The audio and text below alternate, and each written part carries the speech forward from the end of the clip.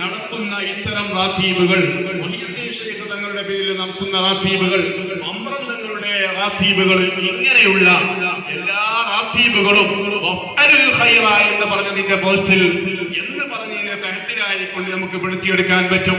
അവിടെയെല്ലാം തഫ്സീറുകൾ എഴുതിയ മഹാന്മാര് പഠിപ്പിക്കുന്നത് കാണാം. എന്ന് പറഞ്ഞതിനർത്ഥം എന്ന് പറഞ്ഞതിനർത്ഥം അത് നോമ്പ് മാത്രമല്ല, നിസ്കാരം മാത്രമല്ല.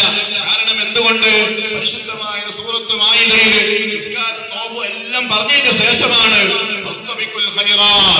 എന്ന് പറഞ്ഞ ആയത്ത് കൊണ്ട് ആ ആയത്ത് അവസാനിപ്പിക്കുന്നത് എന്നത് വളരെ ചിന്തിക്കേണ്ടതാണെന്ന് മുസ്ലിങ്ങൾ പലരും രേഖപ്പെടുത്തിയത് കാണാം. അപ്പൊ ഞാൻ ഓർമ്മപ്പെടുത്തുന്നത്, ഇതിലെല്ലാം കൂടിയിട്ട് ആ മഹാന്മാരുടെ പൊരുത്തവും ഗുരുത്വവും സ്നേഹവും അത് കരസ്ഥമാക്കുക എന്നതാണ് നമ്മളെ സംബന്ധിച്ചിടത്തോളം ഏറ്റവും അഭികാമ്യമായിട്ടുള്ളത്.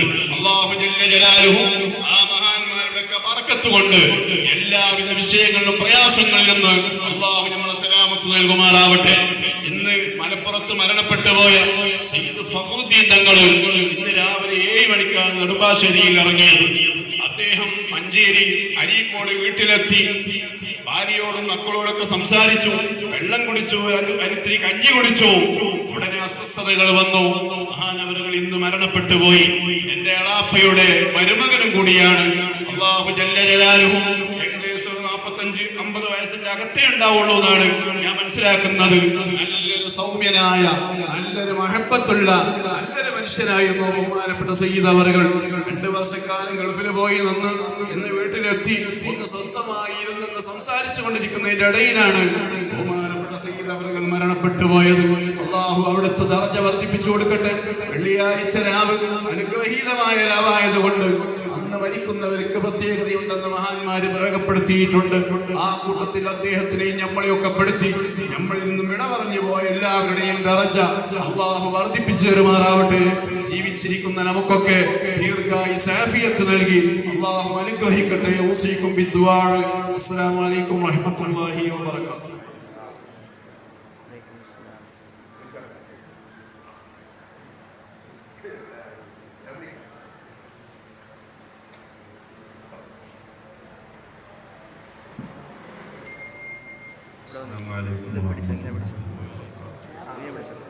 ആദ്യമായി മാഗസിന്റെ പ്രകാശന കർമ്മം നമുക്ക്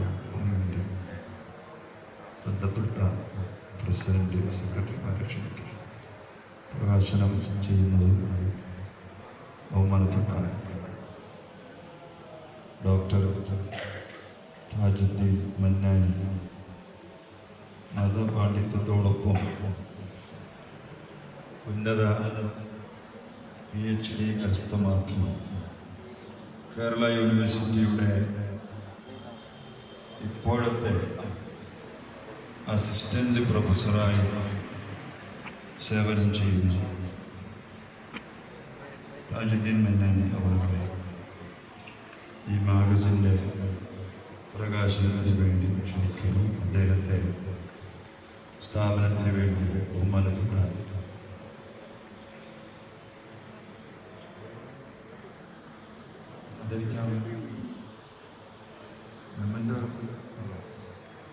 ക്ഷണിക്കുകയാണ്. നമ്മുടെ വിദ്യാർത്ഥികളുടെ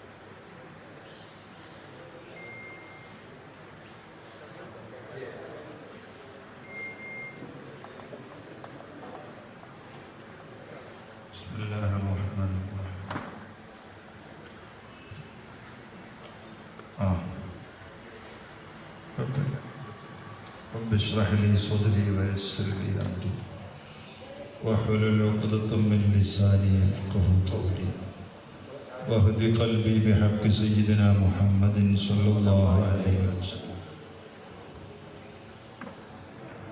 تركت الخلق طرا في رضاك وأيتمت العيال لكي أراك ولو قطعتني في الحب إربا لما حن الفؤاد إلى سواك.